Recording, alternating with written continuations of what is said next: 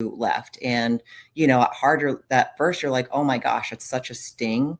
It feels like such a blow to what you're building. You're like, what did I do wrong? And you rise before the sun comes up. No spotlight, no big parade.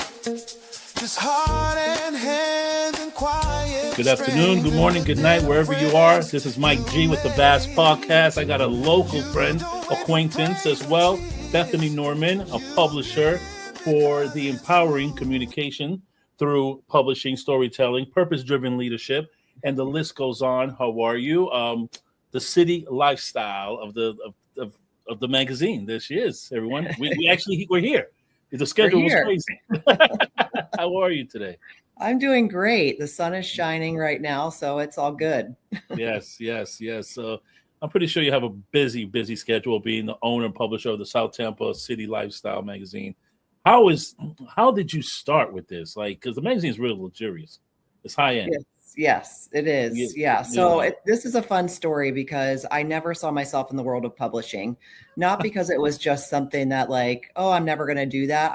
It was not an avenue or an area that I ever pictured myself in. Mm-hmm. And then, so I grew up in the Tampa area, but we were in Colorado for the last 7 years. And during that time frame, I actually became a business owner for the first time, owning a spray tan studio that I started in COVID, then founding a nonprofit. And then through that, just was really well connected with the business world through the Chamber of Commerce, volunteering, different things like that. And about 3 years ago, had a really good girlfriend. Her name was Misty, who started her own publication, Windsor City Lifestyle. And so City Lifestyle is actually a franchise. And so I own the South Tampa area. And so I watched her grow this beautiful community of not only business owners, but also people who pour into our businesses.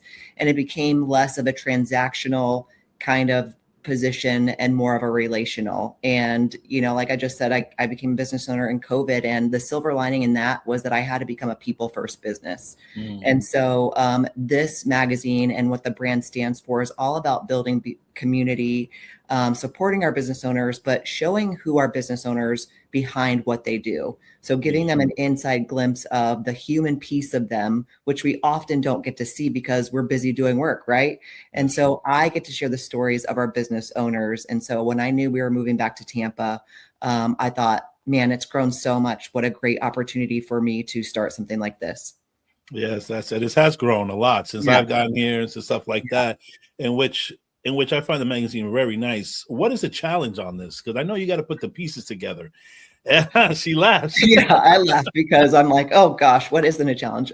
So there's a lot of moving parts. So when we moved here in June, I launched, I started pre-launch in August, and there was a lot of moving parts just with family and the demands. I wasn't in the business world when I left Tampa, so I had to get acclimated and ingrained in the community and start meeting people. And so networking has become my full-time job pretty much, because in order to get the publication launched, I have to get advertising partners. And I love to call them partners because it's not about you're a client, I'm I'm the advertiser. No, you're my partner in this, and I want to see you grow. And so the biggest challenge up front was meeting people and just getting people, putting my name out there. I'm asking people to believe in a vision before there's even anything tangible, but they got to know and trust me first, right? And so it was really just about putting myself out there, doing the uncomfortable. And thank goodness we finally got to that launch period. We actually just celebrated a mini launch for our first issue on Thursday. And one of the things that I looked into that room is that I saw all of these businesses. There was 20 something businesses there that are our founding partners. And they said yes to something that I had only had a vision for. Now we have something tangible. And so there's something really special about having people trust your vision when they first meet you, right? Yeah. We don't have a years-long relationship, but we built a rapport just on our interactions. And so now the wild part, after we've launched is, doing editorial stories, getting the stories done, interviewing, people in the community, not just our partners, organizations, finding the right fit for those stories. getting photo shoots done. And so it's, this layer of still wanting to build the publication through advertising partners, but also still needing to put a product into place. And we have strict deadlines and different things like that. So that's kind of just all the many hats that I wear in that role. And so I have a group of people that help me do it. And so far I feel like we're off to a great start. Yeah, and I see it. You got a couple of new photographers, Yes. and so forth. And I can imagine that because Yes. you got to get the real deal. 100%. Yeah. And that's me too, being like, hey, do you trust the vision I have for this too? Would you come alongside of me and build this with me? I was really fortunate. We went to our first conference in January. And as soon as I landed, I had actually hit my pre-launch or my launch phase as I landed, which was super exciting story. But that meant the next week, my editorials were all due. I needed to have my stories done. And I was like out of town. I didn't have a photographer. I was very fortunate to have an editor to put it all together. She knew she had to tell me what to do because she had been working in the industry for 2 years. She already knew what we needed to do. And she's very organized. So thankfully she has a rhythm. I'm falling into that rhythm and we work very well together. Then the photographers came. And also then I have my husband, Matt, who not only is trying to start up his business here from moving, but he's had to step in and help me as a publication director. And so he's doing a lot of new things as well. And we kind of are both like hairs on fire. How do we do this? And so bringing it to life in our first issue was something special. It was almost like birthing a baby, like all this, we're pregnant for 9 to 10 months. And then all of a sudden we have this beautiful, human. And so now I have this thing that we put so much time and energy into, and that now we have a product. And so I'm super excited about what the future holds with that. Oh, that sounds great. And the product's really nice, guys. I mean, we're going to, I put the website up here. The product's amazing. It's really like GQ-ish, if you can. I like to say we're local, hyper local luxury, but we're approachable. I feel like, and I had a conversation not too long ago with another business owner that sometimes luxury doesn't look like just the nice vehicles. It looks about the community you're building, the people you're around, the time you get to spend with family and friends and people that matter, and helping people grow and build something meaningful. So yeah, and it is meaningful because it has all the local nice stores and the restaurants and stuff. See, I did my research. It's like, okay, very nice. So what is the rewards once you launch it and stuff like that? What do you see? Is it because people start noticing the work you put behind? Because you do put work, but once you launch, the high quality, visuals that you put out there, what is the rewards for you? Well, one of them was, so we did, like I mentioned earlier, we did a mini launch party on Thursday, and it was really to get all of my founding partners in a room together for the first time. And so we really value that community piece, building a network of trusted people that we can lean on to do business with, bounce ideas off of. And so we get into this room for the first time, and I'm super excited because I've met all these people, and then I talk about them, and then they're all together in one space. But one of our first editorial features was with our interior designer, Harry of HLM Designs. And we actually chose one of his photos for the cover shot. And the way that he responded to being a part of this and being asked to be a part of the cover and the initial editorial, he was over the moon thankful, even showed up with a gift for me that I did not even expect. And I think for me, knowing that I chose the right person to feature at this, at this point in time, but that he was so appreciative of that. And they really get it. These people are not just people just interested in getting customers. They're interested in building something meaningful and building a community and being grateful and thankful for the opportunities that are given. And that's one of the things I think, just seeing people that are truly grateful for the opportunity. Yeah. Are you still a life coach? I saw in your biography there. Oh yeah, always. Right. So that, I think, doing that, I got certified a few years ago, and it was something that I think people in my life always spoke about me, is that the way that I spoke life over them and encouraged them and helped them through seasons. One of my things is being fully transparent with people that, my life is not perfect. I come from the pageant world, and I think there's a stigma attached to anybody that does something that puts yourself out there in a glamorous way. Right. And for me, I love sharing the parts of me that aren't perfect. It makes me real. It makes me human. And so I did that as a way to just connect with others, but I don't do it, to make money. It's just something I think that helps me in business. Yeah. It helps me as a business owner, but it also helps me in the ways that I interact with people, and, you get a lot of no's. And I think that Mhm. you have to learn how to not take those no's personally. And so Yeah. that takes, hey, taking a step back and saying and reframing, well, mate, they're just in a busy season. It's okay that it's not a right fit right Mhm. now, Yeah. And so I think that's something in my journey that's just helped me on a personal level, but also a tool that I can use in my back pocket as a business owner, friend, and all those things. Yeah, no, that's nice because I could imagine getting all the pieces together. As me as a podcaster, been doing it for 4 years. I mean, getting guests is like, schedules, as we all Yeah. know. Yeah. Yeah. We're all busy people. I help people out as well to get your platform out and tell the world, Yeah. as far as it can go and stuff like that. But yeah, so I find it unique is what is the hardest part of it? So is the publishing, the editing, the people, do people pull out sometimes Oh, or 100%. Yeah. I mean, really? we barely got through launch, and I had three people that wanted to pull out, one stayed, and then two left. And, harder that first, you're like, oh my gosh, it's such a sting. It feels like such a blow to what you're building. You're like, what did I do wrong? And at the end of the day, I think that you just have to know that everything works out the way that it needs to. This is something that's I've been trying to build for the last 5 months.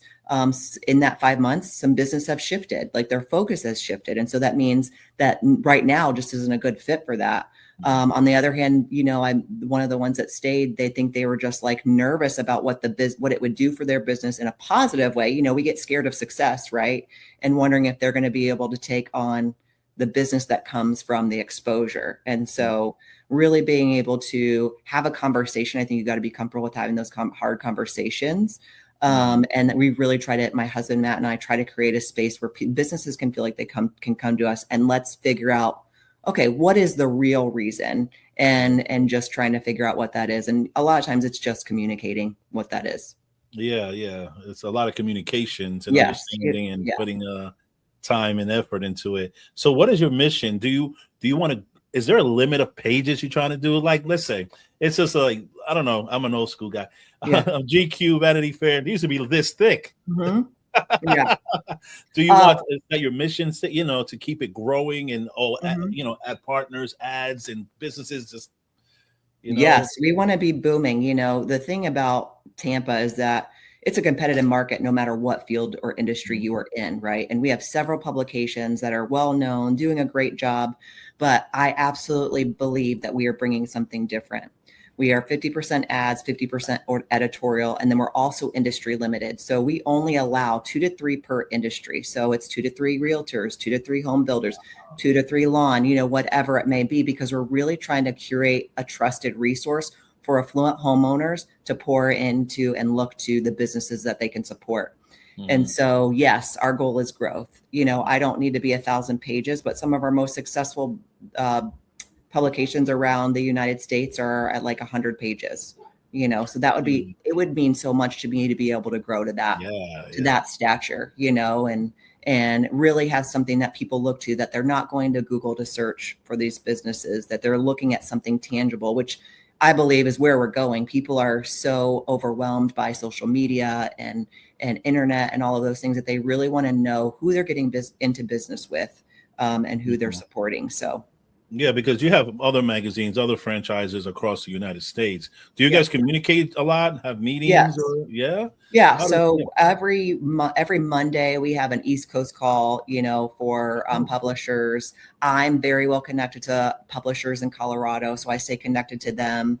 I have 2 local publishers here. We have a publication in Lakewood Ranch, and we have one in Newport Richey. So we're connected. We try to collaborate because there's beauty in collaboration. It's not about competition. What happens when we come together is that we make the brand stronger. And so that people are looking for us. And so we're really trying to put Florida on the map. Florida is known to be one of the hardest states to have a publication in because there's a lot of snowbirds. However, Tampa is very different in that there are snowbirds, but a lot of people stay here year round and are building long term. So I have an opportunity to build something very meaningful with the businesses that are here. Okay. And do you guys collaborate with each other? Like, oh, how did you do this? And how did you do that? Yes. And put pieces together. I can Yes, imagine. absolutely. I mean, some of the best advice I got when I got into this was said, hey, reach out to your local publishers, introduce yourself and see if you can meet for coffee.